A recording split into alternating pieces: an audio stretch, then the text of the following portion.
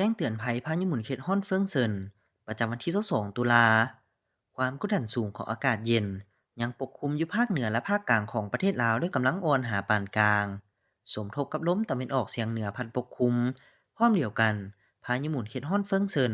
กำลังเคลื่อนที่อยู่บริเวณทะเลจีนใต้ตอนกลางไปตามทิศทางตะวันตกเฉียงใต้อย่างช้าๆคาดว่าพายุหัวนี้จะสืบต่อเคลื่อนที่เข้าใกล้แคมป์ฝั่งของประเทศเวียดนาม ในตอนบ่ายของวันที่23หา24ตุลาซึ่งพายุหัวนี้จะส่งผลกระทบกับภาคกลางและภาคใต้ของประเทศลาวซึ่งเฮ็ดให้อากาศเย็นหาหนาวเย็นในตอนกลางคืนหาตอนเช้าอยู่บรรดาแขวงภาคเหนือแขวงไชสมบูรณ์และเขตภูเพียงบ่อละเวนและจะมีฝนตกในระดับคอยหาปานกลางอยู่บางท้องถิ่นของบรรดาแขวงภาคกลางและภาคใต้และจะมีลมพัดแรงอยู่เกือบทั่วไปในแต่ละภาคดังนั้นจึงแจ้งเตือนถึงประชาชนบรรดาเผ่า องค์การปกครองท้องถิ่นและองค์การจัดตั้งทุกภาคส่วนจงมีสติระมัดระวังและเตรียมพร้อมรับมือต่อสภาพฝนตกหนักและลมพัดแรงขอให้ติดตามข่าวพยากรณ์อากาศจากกรมอุตุนิยมและอุทกศาสตร์อย่างต่อเนื่อง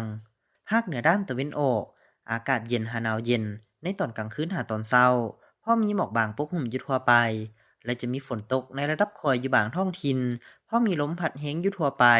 เนื้อที่การปกคลุมของฝนตกกับ15ส่วนห้อย อุณหภูมิระหว่าง14หา23องศาภาคเหนือด้านตะวันตกอากาศเย็นในตอนเช้าส่วนตอนบ่ายอากาศร้อนและจะมีฝนตกในระดับคอยอยู่บางท้องถิ่นเพราะมีลมพัดแรงเป็นบางโอกาสเนื้อที่การปกคลุมของฝนกับ10ส่วนห้อยอุณหภูมิระหว่าง15หา32องศาที่นครหลวงเวียงจันทร์อากาศร้อนในตอนบ่ายและจะมีฝนตกในระดับคอยอยู่บางบริเวณเพราะมีลมพัดแรงเป็นบางโอกาส เนื้อที่การปกคลุมของฝนกับ10ส่วนห้อย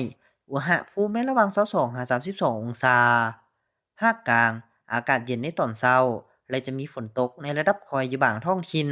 และมีลมพัดแรงอยู่ทั่วไปเนื้อที่การปกคลุมของฝนกับ40ส่วนห้อยอุณหภูมิระหว่าง20หา31องศาสำหรับแขวงไซสมบูรณ์อากาศเย็นหาหนาวเย็นเพราะมีหมอกบางปกคลุมในตอนเช้าและจะมีฝนตกในระดับคอยอยู่บางบริเวณ เพราะมีลมพัดแรงอยู่ทั่วไป เนื้อที่การปกคลุมของฝนกับเช้าส่วนห้อยอุณหภูมิระหว่าง14หา29องศาภาคใต้อากาศร้อนในตอนบ่าย และจะมีฝนตกในระดับคอยอยู่บางท้องถิ่นเพราะมีลมพัดแรงอยู่ทั่วไป เนื้อที่การปกคลุมของฝนกับ40ส่วนห้อยอุณหภูมิระหว่าง21หา31องศาสำหรับเขตภูเพียงบ่อละเวนอากาศเย็นจะมีฝนตกฟ้าห้องฟ้าเหลื่อมในระดับคอยอยู่ทั่วไป